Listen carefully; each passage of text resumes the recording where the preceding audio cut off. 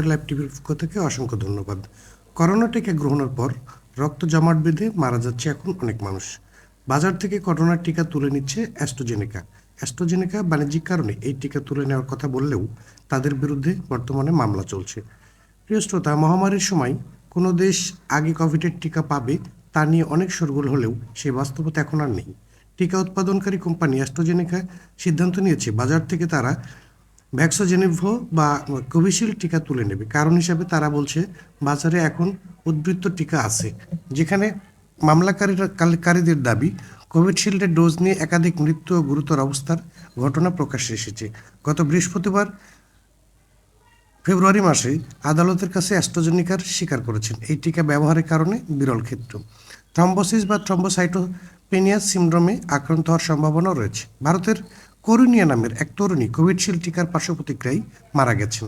অভিযোগ করেছেন তার বাবা বেণুগোপাল গোবিন্দ। ইকোনমিক টাইমসকে তিনি বলেন, সেরামে ইনস্টিটিউট, ভারত সরকার ও নিয়ন্ত্রক সংস্থা তারা তার মেয়েসহ আরও অনেককেই মৃত্যুর জন্য দায়ী করেছে। এর আগে অ্যাস্ট্রাজেনেকা আদালতে স্বীকার করেছে এই টিকার কারণেই রক্ত জমাট বাঁধা ও রক্তচাপ কমে যাওয়ার মতো পার্শ্বপ্রতিক্রিয়া হতে পারে। বিভিন্ন সংবাদ মাধ্যমের খবর, চলতি বছরের মার্চ মাসে অ্যাস্ট্রাজেনেকা এই টিকা বাজার থেকে তুলে নেওয়ার আবেদন করেছে। 7ই মে আদালত তা কার্যকরের অনুমতি দেয়। টিকা নেওয়ার পর কেন মানুষের শরীরে পার্শ্বপ্রতিক্রিয়া দেখা দেয়?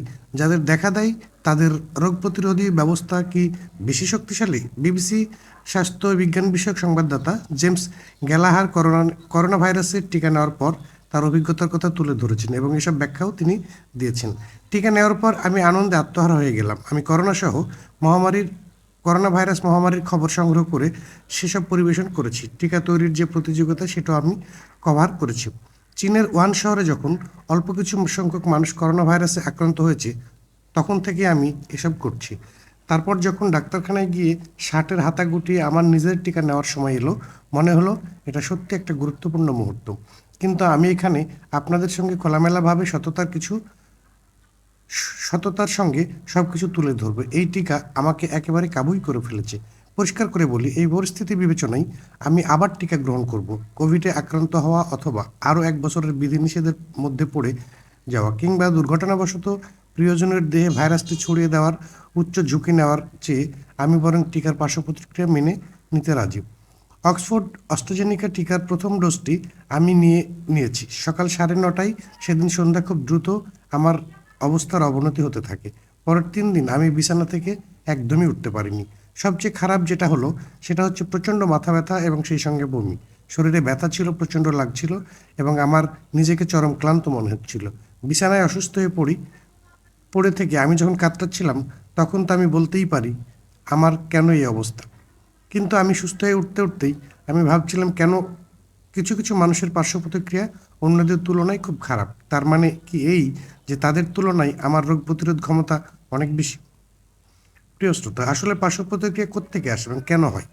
কোভিড টিকা শরীরের একটি কৌশলের আশ্রয় নেই। টিকা নেওয়ার পর শরীরের মনে করে যে করোনা ভাইরাসের সাথে যুদ্ধে লিপ্ত হয়েছে। এই টিকা তখন সংক্রমণের সাথে লড়াই করার জন্য আমাদের শরীরে রোগ প্রতিরোধী স্বাভাবিক ব্যবস্থাকে টোকা মেরে জাগিয়ে তোলে। প্রথম প্রতিক্রিয়া হয় বাহুতে, যেখানে টিকাটি দেওয়া হয়, ফুলে যায় এবং ব্যথা হয়, কারণ তখন কোনো প্রতিরোধী ব্যবস্থা সক্রিয় হয়ে ওঠে।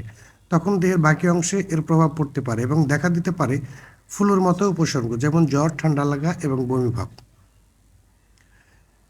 জ্বালা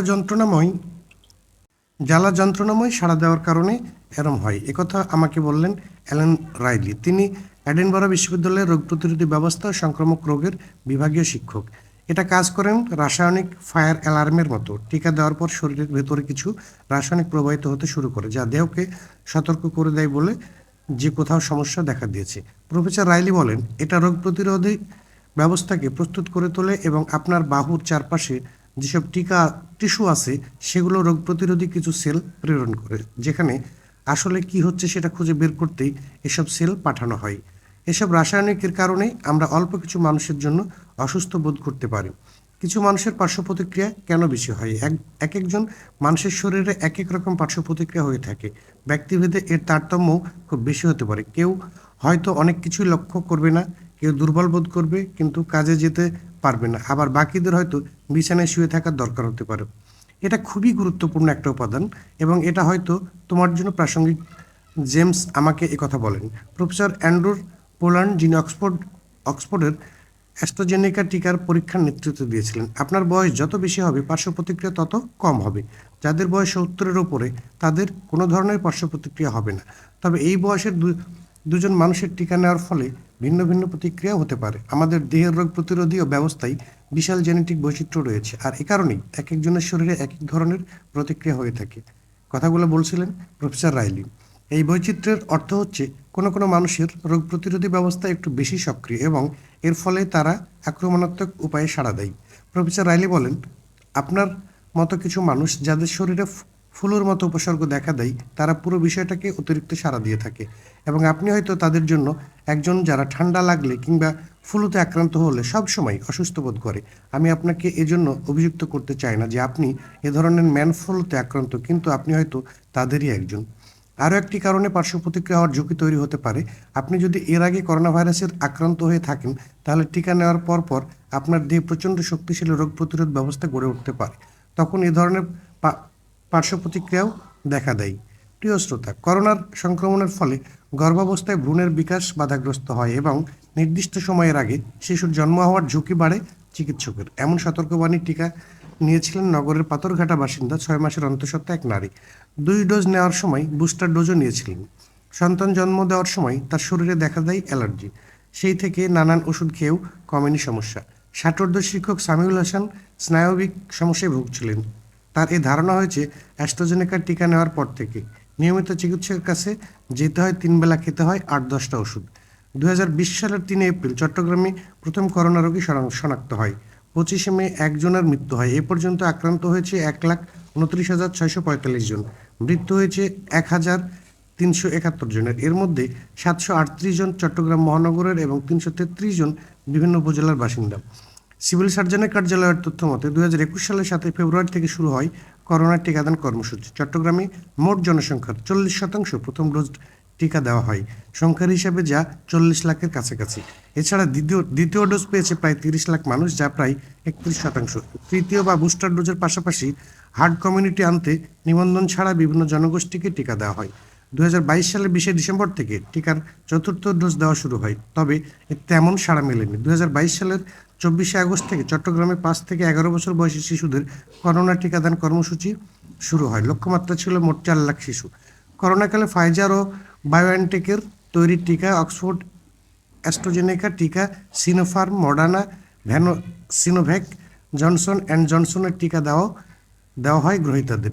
স্বাস্থ্য অধিদপ্তরের অর্থায়নে পরিচালিত গবেষণায় দেখা গেছে অক্সফোর্ড অ্যাস্ট্রাজেনেকার করোনার টিকা প্রথম ডোজ নেওয়ার পর 74% এবং দ্বিতীয় ডোজ নেওয়ার পর 55% টিকা গ্রহীতা বিভিন্ন পার্শ্ব প্রতিক্রিয়ার কথা জানিয়েছেন।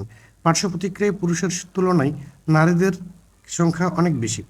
58% বলছে প্রথম ডোজ নেওয়ার পর টিকা নেওয়ার স্থানে ব্যথা হয়েছিল। দ্বিতীয় ডোজ নেওয়ার পর এই হার ছিল 49%। প্রথম ডোজ নেওয়ার পর জ্বর হয়েছিল 33%। দ্বিতীয় ডোজ নেওয়ার পর সেই হার দাঁড়িয়েছিল 21%। প্রথম ডোজ নেওয়ার পরে মাথা ব্যথা এবং 21% এবং দ্বিতীয় ডোজ নেওয়ার পরে তা কমে 8%। চট্টগ্রাম বিভাগে প্রথম দিকে 7,48,749 জন লোক টিকা গ্রহীতার মধ্যে পার্শ্ব প্রতিক্রিয়া হয়েছিল 166 জনের।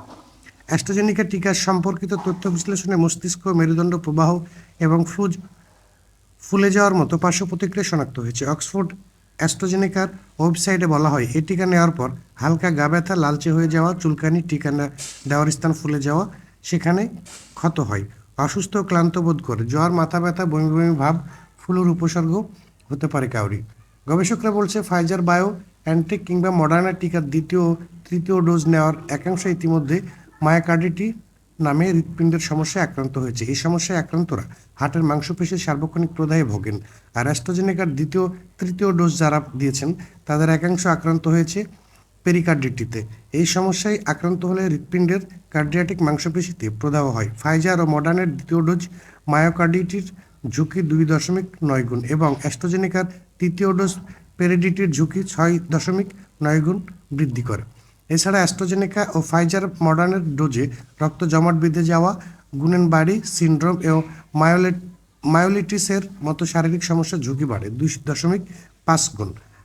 কথাগুলো বলেন বারি সিন্ড্রোমের আক্রান্ত রোগী স্নায়বিক সমস্যায় ভোগেন আর মাইলিটিসের আক্রান্তে ভোগেন মস্তিষ্ক মেরুদণ্ডের প্রবাহী। করোনা টিকার পার্শ্ব প্রতিক্রিয়া প্রতিরোধে গাইডলাইন করে সরকার ওষুধ প্রশাসনও দেয়, সেখানে টিকা নেওয়ার পর শরীরে কী ধরনের প্রতিক্রিয়া হতে পারে সে ব্যাপারেও পরামর্শ দেওয়া হয়েছিল। করোনা যুদ্ধ ডক্টর আব্দুর রব মাসুমের মতে কোভিড পরবর্তী সময়ে স্বল্পমেয়াদী বা দীর্ঘমেয়াদী হতে পারে, যা হাসপাতালে ভর্তি বা অক্সিজেন নেওয়ার ইতিহাস আছে। তাদের অবশ্যই নিয়মিত চিকিৎসকের পরামর্শে থাকতে হবে। মৃদু পার্শ্ব প্রতিক্রিয়া অনেকের ক্ষেত্রেই দেখা গেছে। 10 লাখের 1-2 জনের মধ্যে অ্যালার্জির রিয়াকশন হতে পারে। কোভিড মহামারী শেষ হয়ে যাওয়ার পর অ্যাস্ট্রাজেনেকা গত বছর শ্বাসতন্ত্রের ভাইরাস ও স্থূলতা সংক্রান্ত ওষুধ তৈরিতে জোর দেয়। মহামারীর সময় ভারতের সেরাম ইনস্টিটিউটের সঙ্গে যৌথভাবে টিকা উৎপাদন করেছে অ্যাস্ট্রাজেনেকা।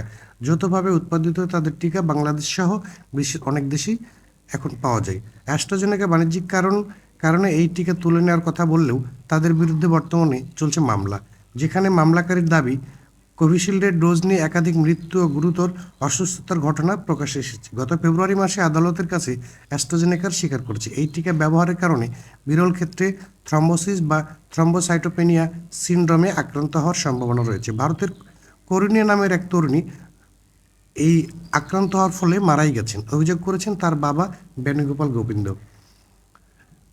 গোবিন্দের অভিযোগ, এই টিকার পার্শ্ব প্রতিক্রিয়ায় যেমন হতে পারে তা পূর্ব লক্ষণ থাকলেও ব্যবস্থা নেওয়া হয়নি। তখন ব্যবস্থা নেওয়া হলে এরকম দুঃখজনক ঘটনা এড়ানো যেত। তিনি মেয়ের মৃত্যুর বিচার চান, প্রয়োজনে হলে উচ্চ আদালতে যাওয়ার কথাও তিনি ভাবছেন। প্রিয় শ্রোতা, ভিডিওটি বেশি বেশি শেয়ার করুন এবং যারা অ্যাস্ট্রাজেনেকা টিকা গ্রহণ করেছেন তারা সাবধানে থাকার চেষ্টা করুন এবং ডাক্তার শরণাপন্ন হন। সবাই ভালো থাকুন, সুস্থ থাকুন। স্কাই লাইভ টিভির পক্ষ থেকে অসংখ্য ধন্যবাদ।